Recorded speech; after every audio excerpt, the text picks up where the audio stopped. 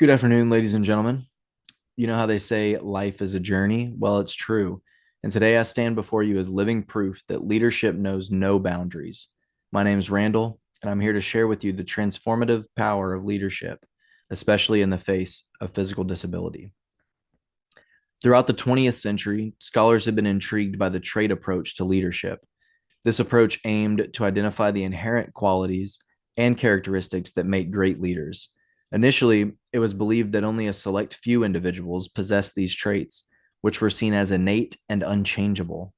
Historically, it was rooted in the great man theory, which proposed that leadership is an innate quality found in notable figures like Catherine the Great and Abraham Lincoln.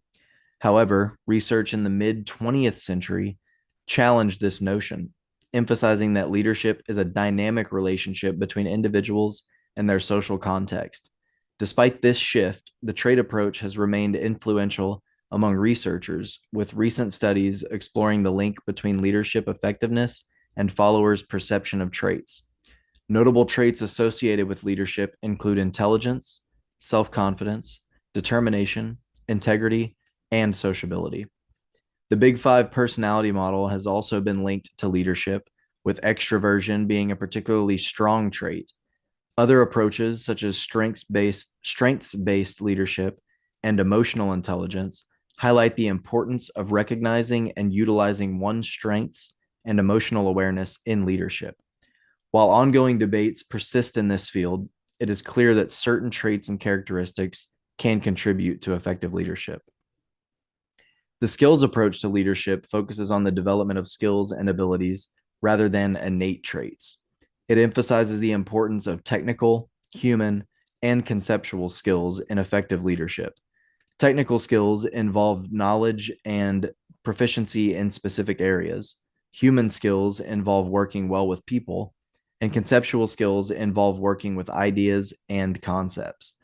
This approach highlights the technical and human skills and are crucial at lower levels, while conceptual skills gain prominence higher up. The skills model developed by Mumford and colleagues expands on this approach, highlighting problem-solving skills, social judgment skills, and knowledge as key competencies for effective leadership. These competencies can be developed through career experiences and training. Effective problem solving and performance are the outcomes of effective leadership. Leadership is not confined to a specific appearance or ability. It's the ability to inspire, motivate, and make a positive impact on others' lives. Each of us has the potential to become a leader, regardless of our background or circumstances. Through my experience with being physically disabled, I've learned that true leadership starts with embracing our unique perspectives. As we navigate life's challenges, we develop the skills, resilience, and wisdom needed to lead others. Remember, leadership is not defined by where we start, but by how far we're willing to go. The behavioral approach to leadership focuses on the actions and behaviors of leaders rather than their personality traits or skills. This approach examines how leaders behave and act toward their followers in various situations. Researchers have identified two main types of leader behaviors: task behaviors and relationship behaviors. Task behaviors help group members achieve their goals, while relationship behaviors create a positive and comfortable atmosphere among followers. The key to effective leadership is balancing these two behaviors and applying them when necessary. The behavioral approach has been studied extensively, with significant research conducted at the Ohio State University, the University of Michigan, and by Blake and Mutton. These studies have provided insights into the importance of different leadership behaviors and how they can be combined to influence followers and achieve organizational goals. The behavioral approach has also led to the development of models such as the leadership grid, which categorizes leadership styles based on concern for production and concern for people. More recent studies, such as the integrated model of leadership behavior, further explored the relationship between task-oriented and relationship-oriented behaviors in modern organizational environments. Effective leaders exhibit certain behaviors that inspire and motivate others. These behaviors include active listening, clear communication, and fostering a sense of belonging. By embodying these qualities, we can create an environment where everyone feels valued and empowered. Leadership is not just about giving orders, it's about building relationships and inspiring others to achieve their best.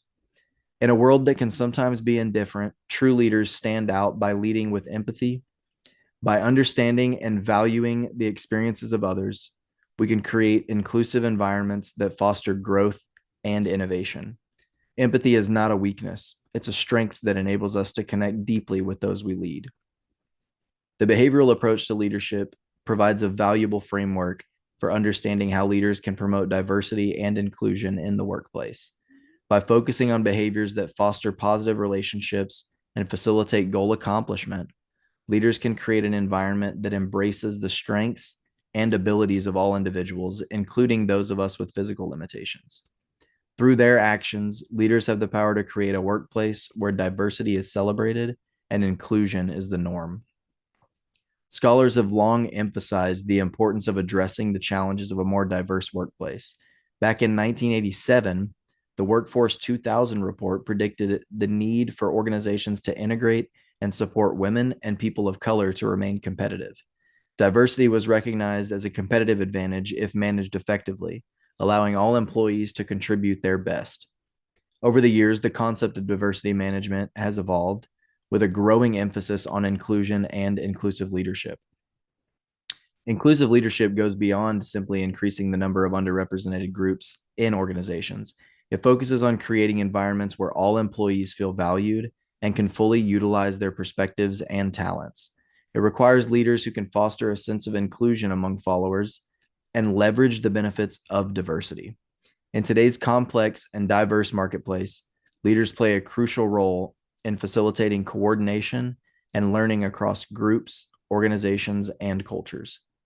The demand for inclusive leadership comes at a time when leaders already have full plates, but inclusive leadership is essential for identifying and creating opportunities for growth and competitiveness. It creates environments where differences are valued and incorporated into the main work of an organization, which enhances strategies, processes, and overall effectiveness. To truly understand inclusion, we must recognize it as a basic human need. Inclusion means feeling like a valued member of a group while maintaining one's own sense of self. Inclusive leadership is driven by leader-follower interactions, establishing norms of active consultation and participation. It goes beyond participative leadership by including those whose perspectives and opinions might otherwise be ignored. Inclusion also means providing individuals with access to information and resources, and involvement in groups, and the ability to influence decision-making processes. Creating inclusive organizations requires a balance between belongingness and uniqueness. Individuals should feel like insiders in the group while also maintaining their own sense of identity. Exclusion, differentiation, and assimilation are common pitfalls that organizations may face when trying to address diversity. The ultimate goal in inclusion is where individuals are treated as insiders and are allowed to retain their uniqueness within the group.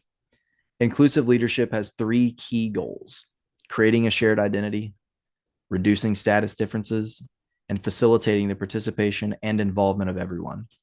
Leaders who embrace these goals can create environments where everyone feels a sense of belonging, is treated with respect, and has an equal voice in decision-making. Diversity and inclusion are not just buzzwords. They are essential for ethical leadership and organizational success. Leaders have the power to create inclusive environments where all individuals can contribute their unique perspectives and talents. Throughout history, we witness the impact of both good and bad leaders.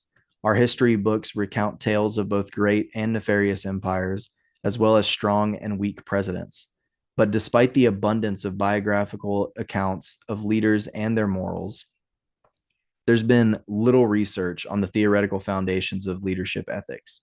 It's clear that the field of ethical leadership is still in its infancy. In the sense of leadership, ethics relates to what leaders do and who leaders are, or their character. It focuses on the values and morals that the individual or society finds appropriate. Things such as empathy, open-mindedness, fairness, and a commitment to social justice. There are three levels to moral reasoning: pre-conventional, conventional, and post-conventional morality. Pre-conventional morality refers to individuals who judge the morality of an action by its direct consequences, by either following the rules to avoid punishment or making decisions based on their own self-interest. An individual exhibits conventional morality when they compare actions to society's views and expectations to determine their morality.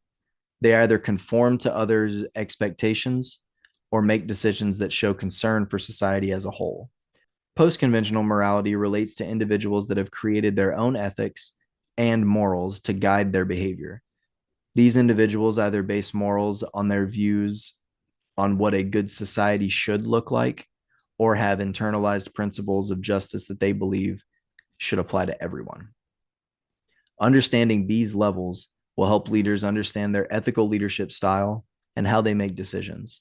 For example, acting out of self-interest is ethical egoism, whereas working toward what is best for others is considered altruism.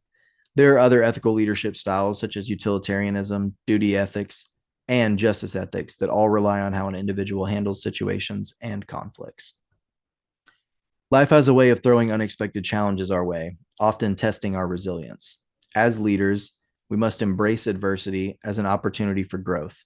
And let me tell you, as someone that's experienced a life-changing event, I've faced my fair share of challenges, from navigating inaccessible environments to overcoming societal misconceptions.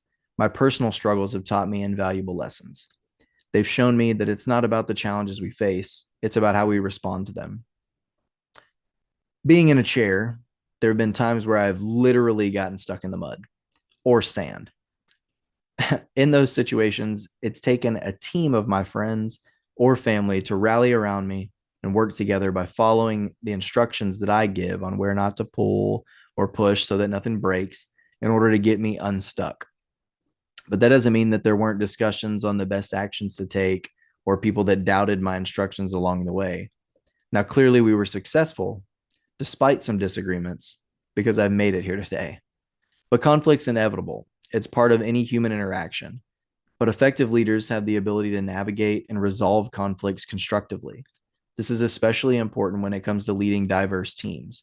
As a person with physical disabilities, I've encountered situations where misunderstandings and misconceptions have led to conflicts. However, I've learned that conflict can be an opportunity for growth and understanding. Now, back before my disability, I used to play baseball. In high school, specifically, I was a catcher. What a lot of people don't know is that the catcher is kind of the field general because they can see what's happening as the play is developing. They have to be continuously listening and verbalizing what everyone needs to be doing so that everything runs smoothly, like a well-oiled machine. One of the most important things that a catcher has to do is handle a pitcher when they're struggling. Everyone's different and needs to be approached in a way that is fit for them and the situation at hand. If you do your job correctly, the pitcher will calm down and get out of the jam. If you can't adjust, struggles continue and you lose the game. We don't want to lose the game. We want to win. Leadership is not just about being in charge, though. It's about inspiring others to follow. I want to shift the focus to a topic that's often overlooked, but equally important in the realm of leadership, and that's followership. I know firsthand the power and impact that followers can have in the leadership process. Without followers, leaders cannot truly lead. It is a symbiotic relationship that requires an understanding of both sides. Unfortunately, followership has often been overshadowed by the glorification of leadership. We're taught from a young age that it's better to be a leader than a follower. But the truth is, followers play a central role in the leadership process. They accept the influence of others to accomplish a common goal. It is through the process of followership that leaders and followers together create the leader-follower relationship. For too long, followership has been seen in a negative light. We tend to focus on the power and charisma of leaders while undervaluing the contributions of followers. But followership is not something to be dismissed or belittled. It is a process that requires courage, responsibility, and ethical decision-making. Research on followership is relatively new, but it's gaining recognition and importance. Scholars and authors are shedding light on the significance of followers and the impact they have on leaders and organizations. It is becoming clear that followership is not a passive role, but an active and influential one. There are different typologies of followership that help us understand the various roles and behaviors that followers exhibit. These typologies range from passive followers to proactive followers, and from compliant followers to independent thinkers. Each type brings its own strengths and challenges to the leadership process. But followership is not just about roles and behavior, it's also about the interpersonal process between leaders and followers. In this relational based approach, followership is co created by leaders and followers through their interactions. It is a dynamic process that requires trust, respect, and effective communication. By recognizing the importance of followership, we can create a more balanced and inclusive view of leadership. We can empower followers to take an active role in the leadership process, to challenge leaders when necessary, and to contribute their unique perspectives and talents. When we combine the origins of leaders, leader behaviors, leader ethics, leading through conflict, diversity, and leadership, and the ability to inspire others to lead, we arrive at the total sum of the leadership equation. It is a formula for creating inclusive, thriving communities and organizations. Remember, leadership is a collective effort that requires us all to contribute and support one another. Leadership is not about maintaining the status quo. It's about inspiring change. We have the power to challenge conventional thinking, break down barriers, and create a better future. Small actions can have a profound impact. Lead by example and inspire others to join you in making positive change. As we come to the end of this journey together, I want to leave you with a powerful message. Leadership is not limited by physical ability or circumstance or your appearance. It is the embodiment of resilience, empathy, collaboration, and the unwavering belief in making a difference.